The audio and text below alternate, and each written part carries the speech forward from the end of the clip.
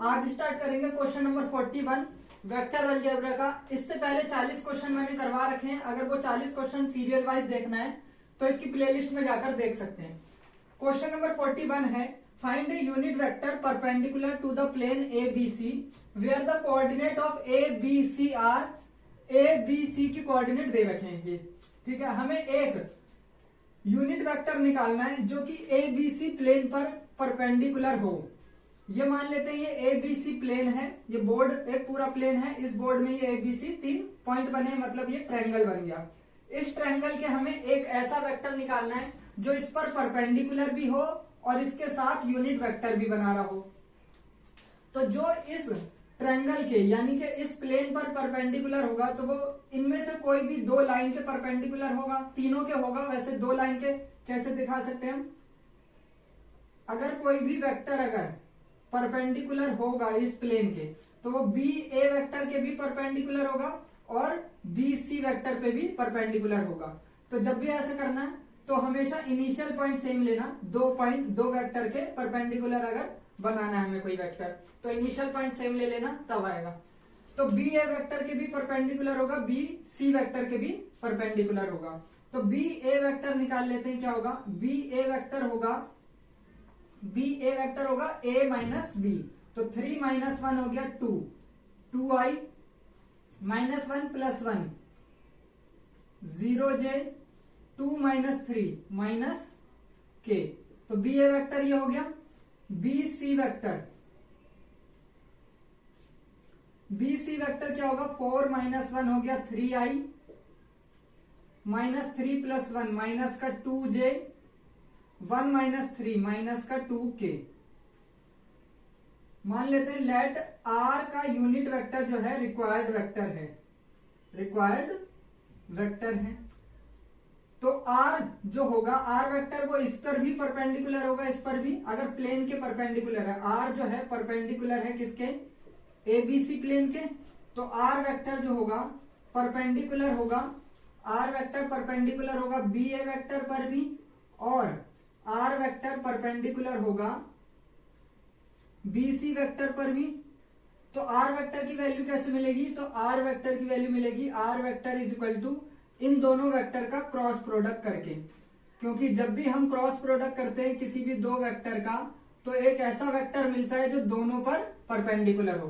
तो अगर हमने इन दोनों का क्रॉस प्रोडक्ट कर दिया तो r वेक्टर मिलेगा जो कि इन दोनों पर परपेंडिकुलर होगा। और इन दोनों पर परपेंडिकुलर होने का मतलब है वो पूरे ट्रायंगल का इस प्लेन पर परपेंडिकुलर होगा।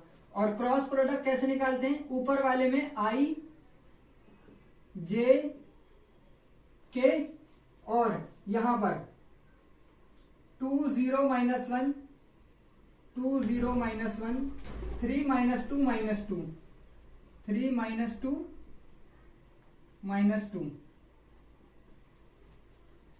अब इसमें डिटरमिनेंट की तरह सॉल्व कर देंगे इसको। इससे फर्स्ट रो से एक्सपेंड कर देते हैं, expand along r1, expand along r1। r1 से एक्सपेंड करेंगे इसको तो यहां पर i बाहर आ गया, इसको डिलीट करा तो यहां -2 और 0 और -2 -j, इसको बाहर रखेंगे। इसको डिलीट करा -4 और +3, फिर +k को बाहर रखेंगे -4 -0। तो यह आ गया -2i -1 माइनस +j -4k। तो यह आ गया हमारा r वेक्टर जो कि बी ए वेक्टर और बी सी वेक्टर दोनों वेक्टर पर क्या होगा, परपेंडिकुलर होगा। अब हमें चाहिए इसका यूनिट वेक्टर। तो r का यूनिट वेक्टर कैसे मिलेगा, r वेक्टर के मैग्नीट्यूड से डिवाइड कर देंगे इसको तो यूनिट वेक्टर मिल जाएगा। इसका मैग्नीट्यूड क्या होगा, इसका मैग्नीट्यूड होगा r वेक्टर का मैग्नीट्यूड अगर रफ में निकालें हम तो यह आ जाएगा कितना, √-2 का स्क्वायर 4 + 1 + 16 16 4 20 और 1 21 √21 आएगा।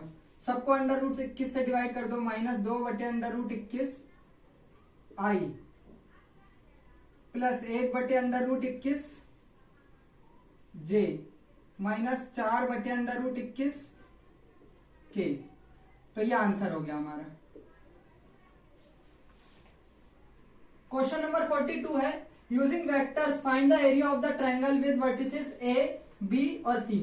ये ए, बी, सी इसके वर्टिसेस दे रखे हैं। अब इस ट्रायंगल का एरिया निकालना है, लेकिन वेक्टर्स का यूज करके। तो जब भी वेक्टर का यूज करके हमें एरिया ऑफ ट्रायंगल निकालना होता है, तो इसका जो होता है फॉर्मूला 1/2, और इसकी कोई भी दो एडजेसेंट साइड लेंगे। एडजेसेंट साइड मान लो एक बी ए वेक्टर आ गया और B C vector. Initial point हमेशा सेम लेना दो वेक्टर से। इन दोनों का क्रॉस प्रोडक्ट करके अगर मैग्नीट्यूड निकालेंगे और उसको हाफ कर देंगे तो एरिया ऑफ ट्रायंगल मिल जाएगा। तो हम यही दोनों वेक्टर निकाल लेते हैं। पहले बी ए वेक्टर क्या होगा, a माइनस बी होगा, 1 - 2 हो गया माइनस आई, 1 - 3 माइनस 2j, 2 - 5 माइनस 3k। इसी तरह बी सी वेक्टर क्या होगा, बी ए वेक्टर निकाल लेंगे और बी सी वेक्टर निकाल लेंगे। बी सी क्या होगा, 1 - 2 माइनस का आई, 5 - 3 2, 5 - 5 0। अब इसका क्रॉस प्रोडक्ट कर लेंगे। क्रॉस प्रोडक्ट क्या होगा, बी ए क्रॉस बी सी, ऊपर आई जे के, सेकंड रो में इसके स्केलर कंपोनेंट -1 - 2 -3 और इसमें इसके -1 2 0। एक्सपेंड कर देते हैं इसको कहां से, फर्स्ट रो से। R1 से एक्सपेंड कर देंगे तो I -0 + 6 0 6 -j -0 -3 + k -2 -2। यह आ गया 6i + 3j -4k। ये हो गया। अब बी ए क्रॉस बी सी का मैग्नीट्यूड निकाल लेते हैं। बी ए क्रॉस बी सी का मैग्नीट्यूड क्या होगा, √6 3 - 4, 6 का स्क्वायर 3 का स्क्वायर -4 का होल स्क्वायर। 6 का स्क्वायर 36, 3 का स्क्वायर 9, 4 चौक 16, 16 9 25 और 36 कितना हो गया, √61 हो गया। अब इसका एरिया क्या होगा, area triangle A B C 1/2 magnitude of B A cross B C. तो ये आ गया 1/2 √61 स्क्वायर यूनिट्स। ये आंसर हो गया। अब इसमें ये ट्रायंगल की जगह अगर पैरेललोग्राम हो तो पैरेललोग्राम का भी एरिया ऐसे ही निकलेगा। दो साइड दे रखी होंगी हमें, वो दोनों साइड कौन सी, एडजेसेंट साइड दे रखी होगी, एक ये और एक ये।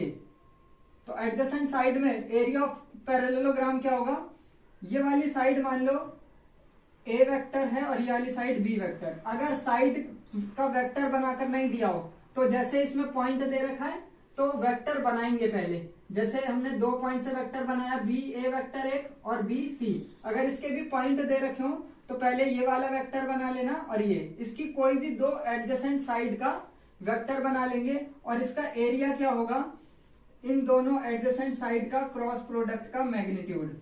अगर पॉइंट दे रखा होगा तो ऐसे बना लेना, जैसे कि यहां पर ए बी सी डी ऐसे दे रखा है, तो ए डी और A B, A D cross A B vector का मैग्नीट्यूड ये आ जाएगा इसका एरिया। इसमें 1/2 नहीं लगेगा, सिर्फ क्रॉस प्रोडक्ट का मैग्नीट्यूड। अगर ये ऐसा हो एडजेसेंट साइड की जगह इनके डायगोनल दे रखे हों, डायगोनल दे रखे हो D1 और D2, तो एरिया कैसे निकलेगा, तब 1/2 लगाओगे। D1 vector cross D2 vector, इसका 1/2। D1 क्रॉस D2 का मैग्नीट्यूड उसका हाफ करेंगे तब एरिया निकलेगा। तो इस तरीके से पैरेललोग्राम का एरिया निकलता है। इसका आंसर √61/2 होगा। क्वेश्चन नंबर 43 है, if P vector and Q vector are unit vectors forming an angle of 30 degree, find the area of parallelogram having A vector equal to P vector plus 2Q vector and B vector equal to 2P plus Q vector as its diagonal. अगर P vector और Q vector दो unit vector हैं तो लिख लेते हैं पहले, P vector और Q वेक्टर दे रखा है हमें, दो यूनिट वेक्टर हैं, तो मतलब P वेक्टर का मैग्नीट्यूड Q वेक्टर का मैग्नीट्यूड, इन दोनों की वैल्यू क्या होगी 1। इन दोनों के बीच का एंगल जो है वो 30 डिग्री है। थीटा बराबर लिख लेते हैं 30 डिग्री। थीटा क्या है, इन दोनों के बीच का एंगल। अब हमें एरिया ऑफ पैरेललोग्राम निकालना है। अगर इसके डायगोनल जो है A वेक्टर और B वेक्टर इसके डायगोनल वेक्टर हैं, तो एरिया ऑफ पैरेललोग्राम कैसे निकलता है डायगोनल वेक्टर से? Area of parallelogram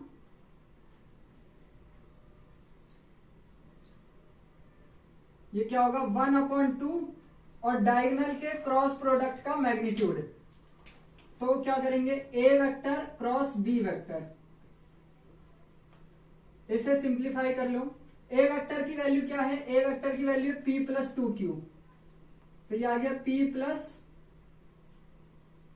2Q cross product 2P plus Q,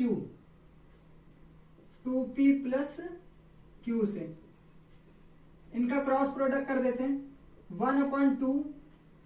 P का इस पूरे से करेंगे पहले, तो ये आ जाएगा P क्रॉस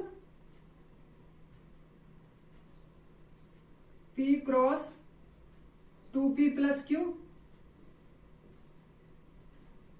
और फिर 2Q का क्रॉस करेंगे 2P प्लस Q से,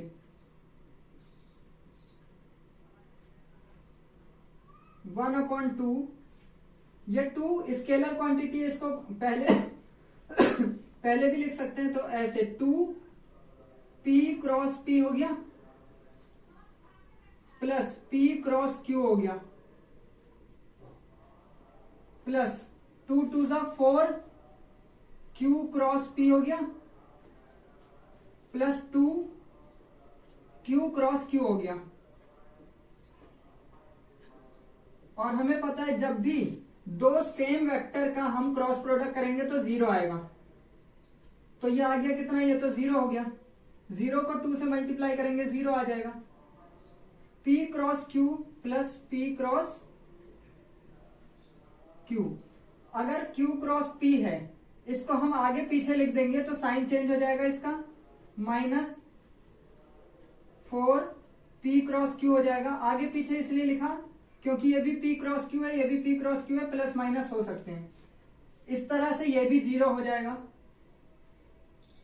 1/2 P cross Q minus 4P cross Q, तो ये क्या हो जाएगा -3P क्रॉस Q। क्योंकि ये मैग्नीट्यूड है, मैग्नीट्यूड हमेशा पॉजिटिव होगा, तो ये -3 की जगह +3 लिख सकते हैं और 3 बाहर भी आ सकता है। 3/2 P क्रॉस Q ये हो गया। अगर खाली ये दे रखा होता कि इसका हमें एरिया निकालना है तो ये एरिया होता है, लेकिन इसमें एंगल भी दे रखा है ना, इसका मतलब इसको भी आगे सॉल्व करना पड़ेगा। कैसे सॉल्व करेंगे, इसके आगे देखो यहां पर 3/2 magnitude of P cross Q है। क्रॉस प्रोडक्ट कैसे निकालते हैं मैग्नीट्यूड, P वेक्टर का मैग्नीट्यूड Q वेक्टर का मैग्नीट्यूड और साइन थीटा। थीटा की वैल्यू क्या है 30 डिग्री है और हमें पता है P वेक्टर और Q वेक्टर का मैग्नीट्यूड कितना दे रखा था 1, तो ये हो गया 3 × 1 × साइन 30 होता है 1/2। इन सबको सॉल्व करेंगे तो ये आ जाएगा 3/4 स्क्वायर यूनिट्स। तो ये इसका एरिया हो गया, ये आंसर हो गया।